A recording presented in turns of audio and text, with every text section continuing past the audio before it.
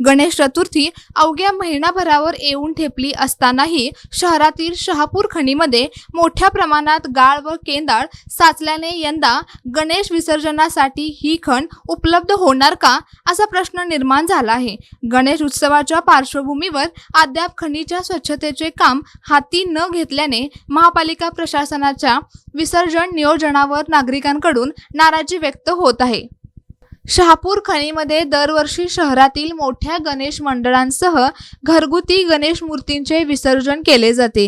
त्यामुळे पंचगंगा नदीकाठावर होणारी गर्दी, वाहतूक कोंडी आणि विसर्जनावेळी निर्माण होणारा गोंधळ कमी करण्यास मोठी मदत होते। मात्र सध्या खणीमध्ये मोठ्या प्रमाणात गाळ आणि केंदाळ साचले असून पाण्याच्या परिसरात अस्वच्छता दिसून येत आहे। गणेश उत्सवाला आता अवघा 1 महिना शिल्लक असताना खणीतील गाळ काढणे, केंदाळ हटवणे आणि परिसराची स्वच्छता करण्याबाबत अद्याप ठोस कारवाई झालेली दिसत नाही। त्यामुळे विसर्जनाच्या काही दिवस आधी प्रशासनाची धावपळ होण्याची शक्यता व्यक्त केली जात आहे। वेळेत गाळ व केंदाळ काढून खण विसर्जनासाठी तयार न केल्यास यंदा शहापूर खण अनुपलब्ध राहण्याची शक्यता आहे। अशा परिस्थितीत गणेश मूर्ती विसर्जनासाठी पुन्हा पंचगंगा नदीकाठावर मोठी गर्दी होऊ शकते।